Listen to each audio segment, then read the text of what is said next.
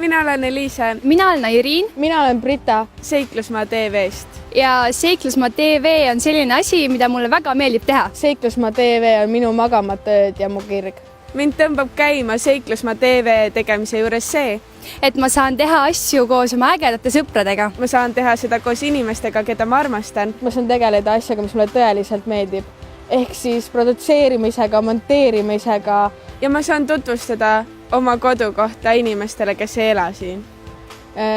No, Seiklusmaa TV tegemise juures on kõige raskem saada inimesed õigetesse kohtadesse õigeaegselt. Et ma võtan kogu maakonna nimel sõna. Need magamata ööd, mis lähevad monteerimise peale. Et vahepeal ei tule see intervjueerimine nii hästi välja, kui peaks ja võiks. Mõlemad või? Jaa, et sul oleks... Liiga ei lähe või? Ei, et sul oleks juuksed peal.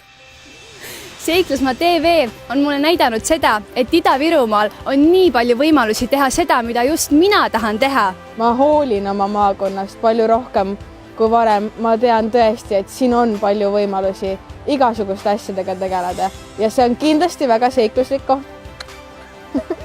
Seiklusmaa TV tegemine on aidanud mul näha, et ma saan siin ka pärast kooli midagi veel ette võtta.